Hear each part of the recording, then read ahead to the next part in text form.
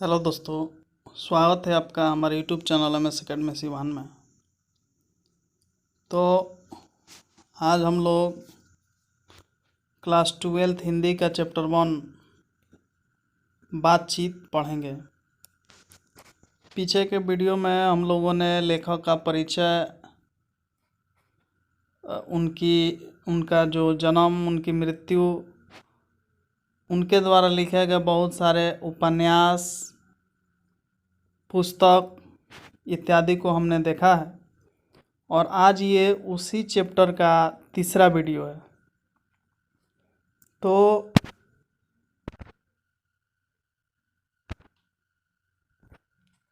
चलिए शुरू करते हैं।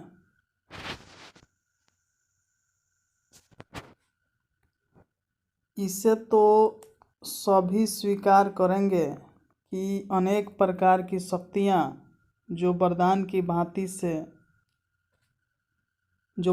भांति ईश्वर से मनुष्य को दी है, उनमें वाक शक्ति भी एक है। यदि मनुष्य की और इंद्रियां अपनी अपनी शक्तियों में अवकल रहती और वाक शक्ति मनुष्य में न होती, तो हम नहीं जानते कि इस गूंगी सृष्टि का क्या हाल होता। सब लोग लूंज पुंज से हो मानो कोने में बैठा दिए गए होते, और जो कुछ सुख दुख का अनुभव हम अपनी दूसरी इंद्रियों के द्वारा करते, उसे अवाक होने के कारण आपस में एक दूसरे से कुछ न कह सुन सकते। इस वाक शक्ति के अनेक फायदों में स्पीच, वक्तृत्वता और बातचीत दोनों हैं। देखिए, आगे कह रहा है कि इसको तो सभी स्वीकार करेंगे कि अनेक प्रकार की शक्तियाँ जो वरदान की भांति ईश्वर ने मनुष्य को दी है, उसमें वाक शक्ति भी एक है। ईश्वर ने मनुष्य को बहुत सारी शक्तियाँ दी हैं, चलने की शक्ति, सुनने की शक्ति, उसमें भी एक वाक शक्ति भी है जिसका अर्थ होता है बोलने की शक्ति। तो ये एक तरह से समझिए तो वरदान ही है। यदि मनुष्य की बाकी सब इंद्रियां अपनी अपनी शक्तियों में अवकल रहती और बोलने की शक्ति मनुष्य में नहीं होती, तो हम नहीं जानते इस गूंगी सृष्टि का क्या हाल होता। अब कहने का मतलब ये कि यदि कोई भी एक दूसरे से अगर नहीं बोलते, अगर मनुष्य के पास वाक शक्ति नहीं होती, तो वो आपस में एक दूसरे से बातचीत नहीं कर सकते। तो अगर हम एक दूसरे से बातचीत नहीं करेंगे तो गूंगे का मतलब होता है कि जो नहीं बोलते हैं, जो नहीं बोल सकते, उनको गूंगा कहते हैं। तो ये सृष्टि क्या होती? गूंगी जैसी होती। आप खुद समझिए कि आप लोग क्लास में जब आते हैं पढ़ने के लिए और चुपचाप आप बैठे रहे, क्लास किए, किसी से कुछ नहीं बातचीत किए, किसी से कुछ नहीं बोले, टीचर से भी कुछ नहीं बोले, और चुपचाप आप क्लास करके निकल गए, फिर आए, फिर वही कोई किसी से यदि कुछ ना बोले, ना पूछे, तो ऐसा लगेगा कि पूरा क्लास क्या है, गूंगा जैसा हो गया है। तो अगर मनुष्य एक दूसरे से बातचीत नहीं करे तो ये जो पूरी सृष्टि, पूरी दुनिया है, किस तरह हो जाएगी? गूंगी जैसी हो जाएगी।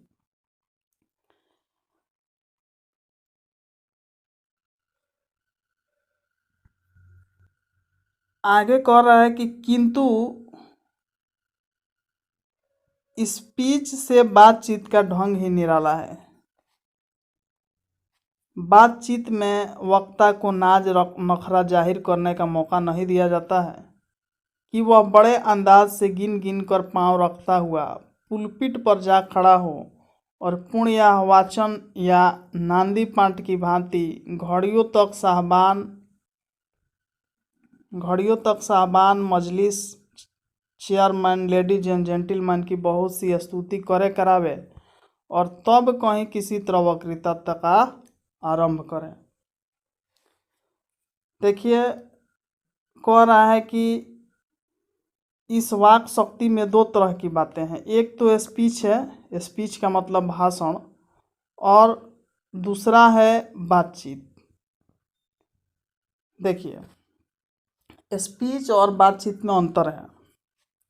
बातचीत हम लोग दो व्यक्तियों के बीच में कर सकते हैं, लेकिन स्पीच जो होता है, भाषण होता है, दो व्यक्तियों के बीच में कर सकते हैं, नहीं कर सकते हैं। आपने हम लोग जैसे भाषण कहाँ हम लोग सुनते हैं? अगर हम लोग अपने स्कूल के कोचिंग के बारे में बात करें तो 15 अगस्त को स्पीच सुनने को मिलता है, 26 जनवरी को जो फंक्शन होता है हम लोग के शिक्षा संबंधी, तो वहाँ पे हम लोग भाषण सुनते हैं। और भी बहुत तरह के भाषण हम लोग सुनते हैं, जैसे कोई नेता वगैरह कहीं भाषण देते हैं, तो खैर उससे हम लोग को मतलब नहीं रहता है। तो स्पीच जो होता है और बातचीत होता है, तो स्पीच और बातचीत में अंतर ये है कि देखिए, कह रहा है कि स्पीच से बातचीत का ढंग ही निराला है। बातचीत में वक्ता को नाज नखरा जाहिर करने का मौका नहीं दिया जाता है। जब हम लोग स्पीच देते हैं तो हम लोग क्या करते हैं? स्पीच देने जब जाते हैं तो स्पीच देना ही शुरू नहीं कर देते हैं। हम लोग क्या करते हैं, पहले स्पीच सुनने वाले को, जो सामने बैठे रहते हैं, उनको हम लोग क्या बोलते हैं? Good morning ladies and gentleman, इस तरह के कुछ संबोधित करते हैं। उसके बाद हम लोग ये भी कहते हैं कि यदि कुछ गलत हो जाए तो अपना भाई समझकर, अपना बहन समझकर माफ़ कर देना। इस तरह की बहुत सारी बातों को बोलने के बाद तब हम अपना स्पीच शुरू करते हैं। तो इसी सब को बोला जाता है नाज नखरा। जैसे बोल रहा है कि साहबान मजलिस, चेयरमैन, लेडीज एंड जेंटलमैन की बहुत सी स्तुति करे करावे। आपने देखा होगा कि अनाउंसर आप लोग देखे होंगे, गाँवों में जब बारात उरात आता है तो उसमें ऑर्केस्ट्रा वगैरह में आप लोग देखे होंगे, अनाउंसर जो होता है वो क्या करता है, पहले बहुत शेर मारता है, उसके बाद साहबान मजलिस, लेडीज एंड जेंटलमैन, बहुत सारी चीज़ें को बोलता है।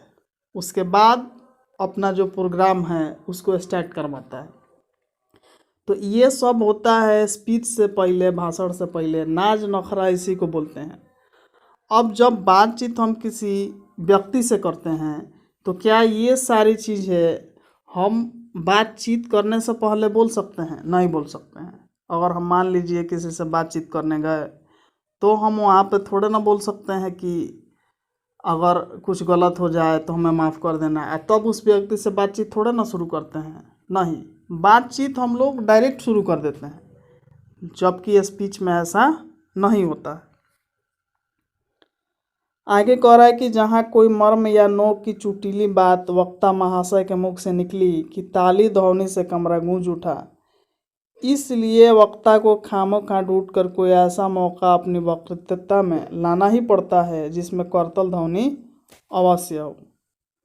देखिए, स्पीच में कोई ऐसा बात हम लोग को लेके आना ही पड़ता है ताकि सामने वाले को, करतल ध्वनि का मतलब जैसे होता है कि जैसे ताली बजाना, तो ऐसा मतलब बात हम लोग को निकालना पड़ता है, बोलना पड़ता है, ताकि सामने जो लोग बैठे होते हैं, जो दर्शक होते हैं, वो लोग मतलब ताली किसी तरह बजाएं, किसी तरह हंसें।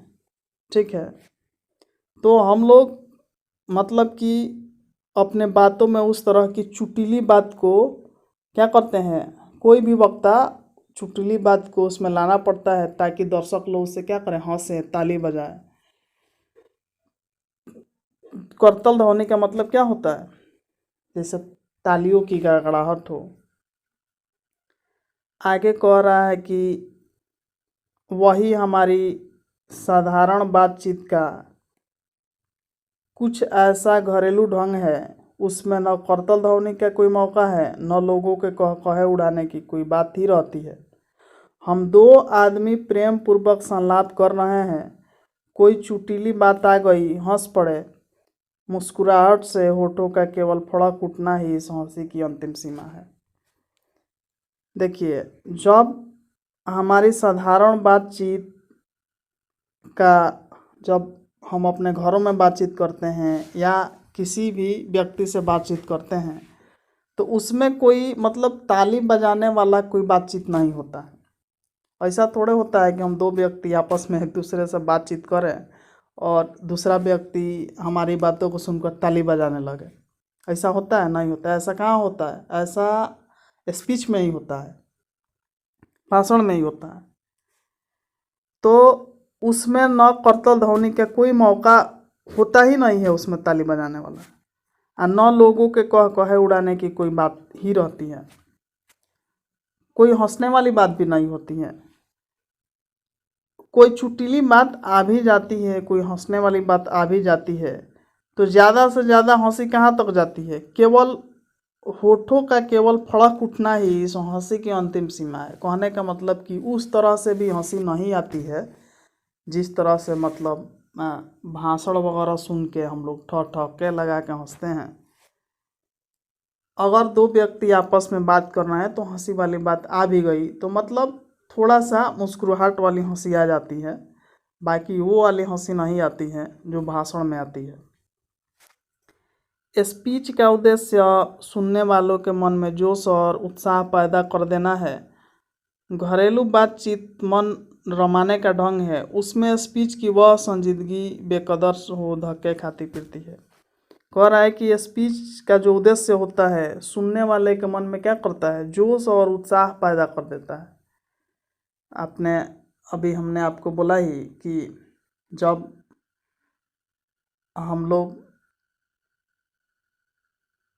मतलब गाँव में जो शादियाँ ब्याह होती है उसमें जो प्रोग्राम वाले आते हैं वो क्या करते हैं कि अपना प्रोग्राम शुरू करने से पहले आपको आधा घंटा 1 घंटा तक वो मतलब कि ये नाच नखरा वाली आपको सुनाते हैं और आप में मतलब जोश और उत्साह भर देते हैं और आप बेचैन हो जाते हैं कि कब शुरू हो, कब शुरू हो।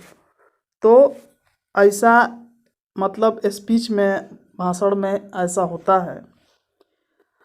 घरेलू बातचीत जो होता है ना वो मन रमाने का ढंग होता है। मतलब घरेलू बातचीत में हम लोग बातचीत करने से पहले कुछ इस तरह की मतलब कुछ इस तरह का जो है विचार, इस तरह से भाव प्रकट नहीं करते हैं कि सामने वाले के मन में जो है जोश उत्साह हो जाए। बातचीत हम लोग घरेलू बातचीत या एक व्यक्ति दो व्यक्ति से बातचीत करते हैं, डायरेक्ट बातचीत शुरू हो जाता है। जबकि स्पीच और भाषण में पहले वही करना पड़ता है, नाच नखरे वाली बात जो हम अभी बताए हैं, उसके बाद भाषण को शुरू किया जाता है। आप लोग 15 अगस्त 26 जनवरी में भाषण दिए होंगे तो आप लोगों को पता भी होगा। आप लोग भी जाते हैं तो सबसे पहले good morning ladies and gentleman कह के ही शुरू करते हैं। उसके बाद तो चलिए आगे चलते हैं। आगे कह रहा है कि जहां आदमी की अपनी ज़िंदगी मज़ेदार बनाने के लिए खाने पीने चलने फिरने आदि की ज़रूरत है, वहाँ बातचीत की भी उसको अत्यंत आवश्यकता है। देखिए, जहाँ आदमी को ज़िंदगी को मज़ेदार बनाने के लिए मतलब ज़िंदगी को मस्त बनाने के लिए उसको खाने की, पीने की, चलने की, फिरने की सबकी ज़रूरत है, वहाँ बातचीत की भी उसको उतनी ही ज़रूरत है। जो कुछ मवाद या धुआं जमा रहता है वह बातचीत के जरिए भाप बनकर बाहर निकल पड़ता है। चित्त हल्का और स्वच्छ परम आनंद में मग्न हो जाता है। देखिए, बातचीत करने से ना मन भी हल्का होता है। आपने इस चीज़ का अनुभव किया होगा या कभी कीजिएगा। मान लीजिए कि बहुत ऐसा बात हो जाता है जब आपको जैसे आप मतलब दिमागी टेंशन हो जाता है, तो उसमें आप क्या करते हैं कि अपने उस बात को किसी दूसरे व्यक्ति के पास रखते हैं।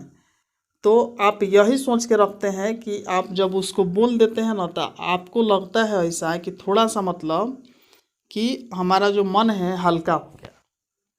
आप 2-4 आदमी से जब अपनी परेशानियों को शेयर कीजिएगा, कहिएगा, तो ऐसा लगता है कि नहीं हमारा जो मन है कुछ मतलब हल्का हो गया पहले की अपेक्षा।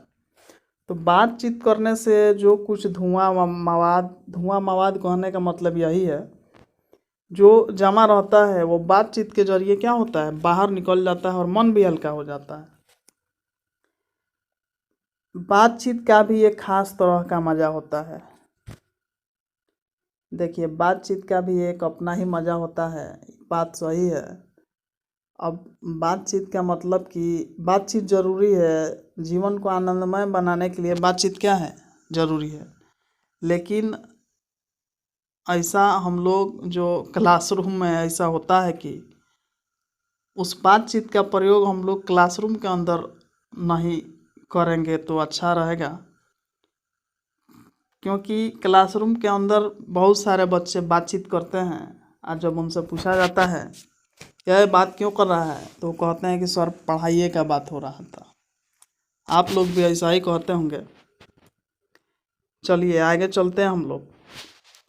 जिनको बातचीत की लत पड़ जाती है वे इसके पीछे खाना पीना भी छोड़ बैठते हैं। अपना बड़ा हर्ज कर देना उन्हें पसंद आता है और वे बातचीत का मज़ा नहीं खोना चाहते। देखिए, जिनको बातचीत की आदत पड़ जाती है, बातचीत का ही नहीं किसी भी काम को बातचीत का, या अगर आप लोग विद्यार्थी हैं तो खेलने का आदत आपको पड़ जाता है, तो आप लोग क्या करते हैं, उस खेलने के पीछे, क्रिकेट खेलने के पीछे, जो भी गेम आप खेलते होंगे उसके पीछे खाना पीना भी आप लोग भूल जाते हैं। तो जब बातचीत की लत भी किसी को पड़ जाती है तो वो खाना पीना भी भूल जाते हैं और अपना बड़ा हर्ज कर देना उन्हें पसंद आता है, पर वे बातचीत का मज़ा नहीं खोना चाहते। ऐसा गांव में देखने को मिलता है कि जब कोई बड़े बुजुर्ग जो होते हैं किसी के दूसरे के द्वार पे जब जाते हैं, जब उनके ग्रुप का कोई आदमी मिल जाता है तो जब बातचीत शुरू होता है ना, तो बातचीत लंबा शुरू रहता है और वो खाना पीना भी वो दोनों आदमी भूल जाते हैं। तो बातचीत का आदत जिनको पड़ जाता है वो खाना पीना तो सही में भूल जाएंगे। आगे कह रहा है कि रॉबिन्सन क्रूसो का किस्सा बहुत लोगों ने पढ़ा होगा, जिसे 16 वर्ष तक मनुष्य का मुख देखने को भी नहीं मिला। कुत्ता बिल्ली आदि जानवरों के बीच में रहकर 16 वर्ष के उपरांत उसने फ्राइडे के मुख एक बात सुनी।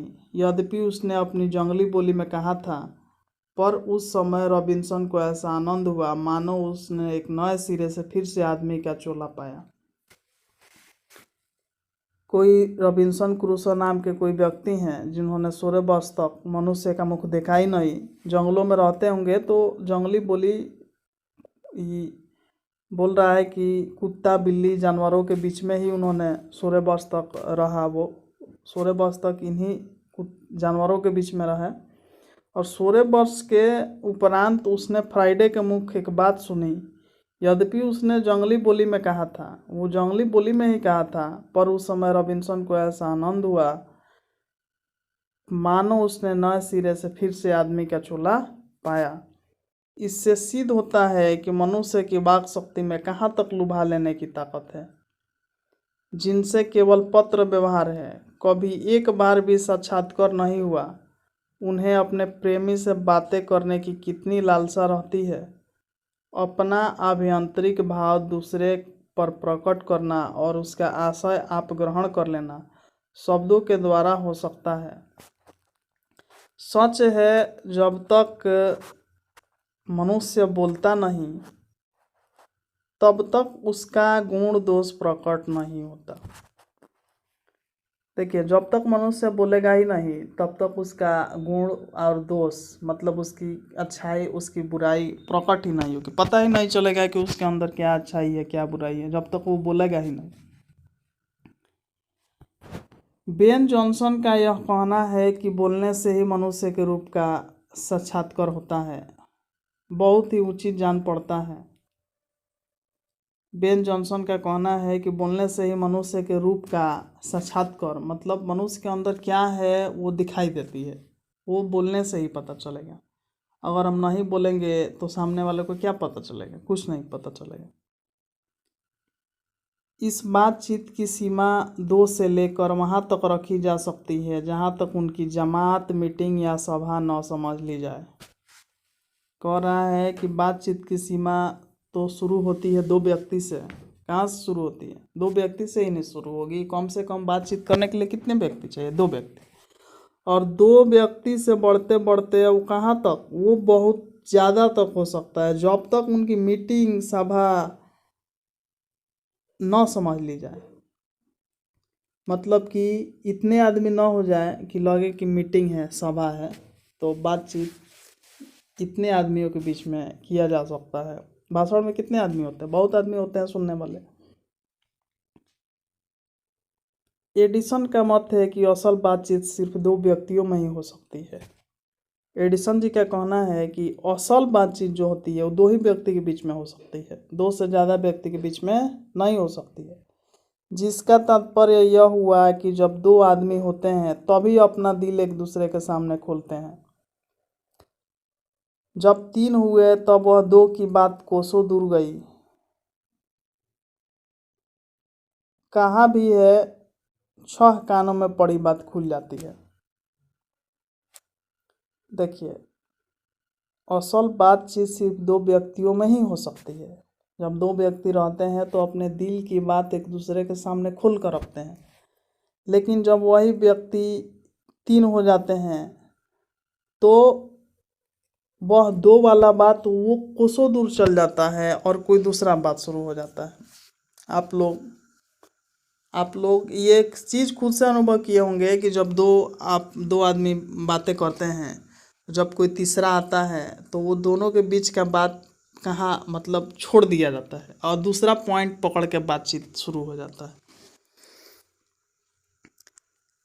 और कहा भी क्या है कि 6 कानों में पड़ी बात खुली जाती है।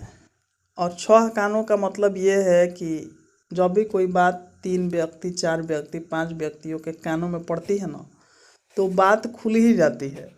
अगर कोई भी ऐसा बात हम छुपाना चाहें और किसी से कह दें कि ऐसा होता है गांव में कि भाई कहना मत, हम तुमसे कह रहे हैं, किसी से तुम मत कहना, और वो क्या कहता है कि वो भी इसी तरह से किसी से कह देता है और कहता है कि भाई तुम किसी से मत कहना, हम तुमसे कह रहे हैं।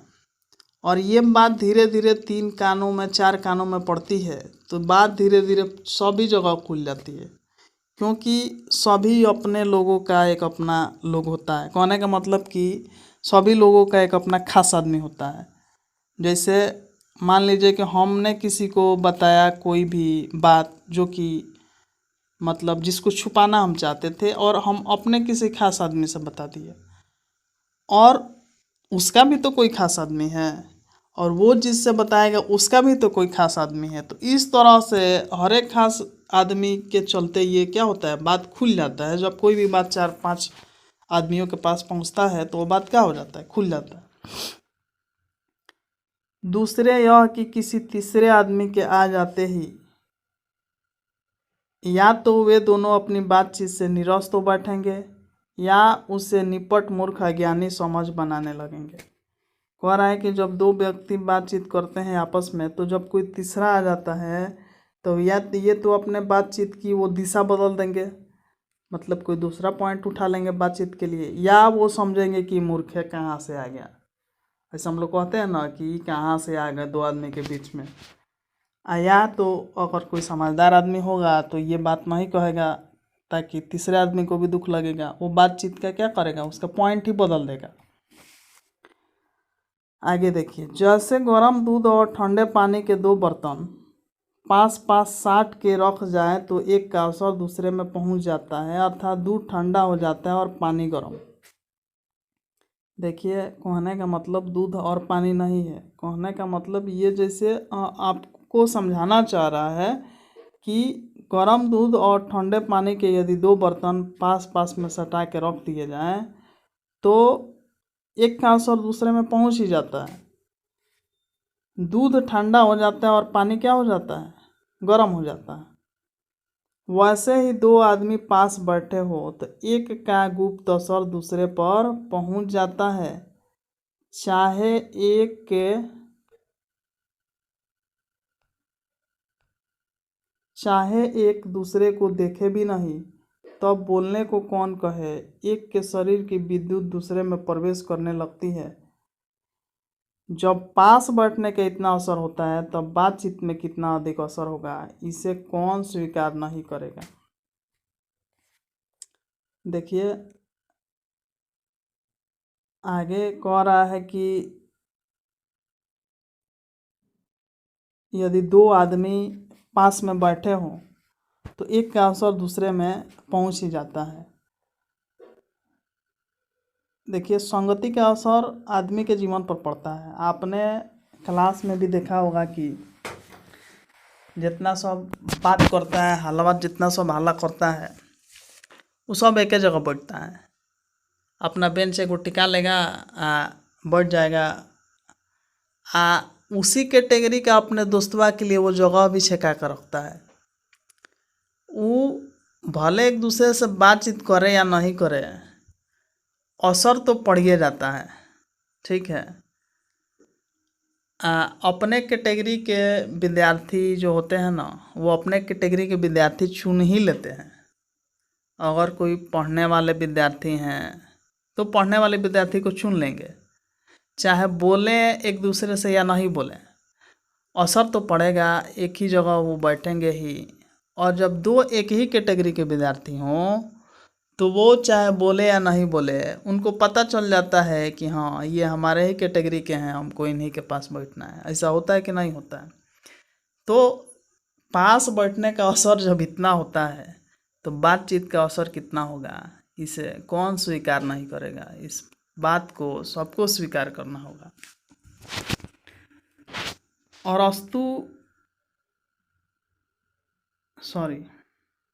अस्तु इस बात को तीन आदमियों के साथ देखना चाहिए, मानो एक त्रिकोण सा बन जाता है। तीनों चित्त मानो तीन कोण है और तीनों की मनोवृत्ति के प्रसरण की धारा मानो उस त्रिकोण की तीन रेखाएं हैं। गुपचुप असर तो उन तीनों में परस्पर होता ही है। जो बातचीत तीन में की गई वह मानो अनूठी में नग सी जड़ जाती है। उपरांत जब चार आदमी हुए तब बेतकल्लुफी को बिल्कुल स्थान नहीं रहता। खुल के बातें न होगी, जो कुछ बातचीत की जाएगी वह फॉर्मेलिटी, गौरव और संजीदगी के लक्ष्य में सनी हुई होगी। चार से अधिक की बातचीत तो केवल राम रमावल कहलाएगी। देखिए जब तीन आदमियों के बीच बातचीत होती है तो कह रहा है कि अंगूठी में नक सी जुड़ जाती है, एक त्रिकोण सा बन जाता है। और जब चार आदमी होते हैं तब बेतकल्लुफी को बिल्कुल स्थान नहीं रहता। अब जब चार आदमी हो जाते हैं तो बेमतलब के बात शुरू होने लगता है, मतलब जिसका कोई मतलब नहीं हो वो शुरू होने लगता है। तो उसी को कहते हैं बेतकल्लुफी, मतलब कि उस बातचीत का कोई अर्थ ही नहीं हो। तो जब चार आदमी होते हैं तो इस तरह का बात शुरू होता है। जो कुछ बातचीत की जाएगी वह फॉर्मेलिटी, गौरव और संजीदगी के लक्ष्य में सनी हुई। और वो जो बातचीत होता है चार बंदे के बीच, चार आदमियों के बीच में, वो केवल फॉर्मेलिटी के लिए होता है। कुछ भी बातचीत शुरू हो जाता है। और चार से अधिक की बातचीत केवल राम रमावल कहलाएगी। राम रमावल का मतलब कुछ नहीं, बस जो पॉइंट मिला उसी पर बात शुरू हो गया। एक आदमी का कुछ और पॉइंट, दूसरे का कुछ और, तीसरे का कुछ और, चौथे का कुछ और, किसी का बात से किसी का कोई लेना देना नहीं। तो उसी को बोलते हैं राम रमावल।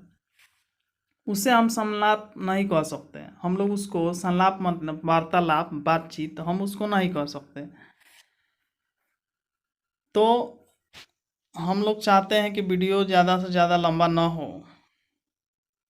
और इसी तरह से हम लोग छोटा छोटा करके वीडियो में इसको ख़त्म करेंगे। तो आज के लिए हम चाहते हैं कि इतना ही रहने दिया जाए, और आगे का हम लोग आगे के वीडियो में आगे की पढ़ाई को कवर करेंगे। अगर वीडियो अच्छा लगा तो चैनल को लाइक करें, शेयर करें, सब्सक्राइब करें और कमेंट भी करें। धन्यवाद।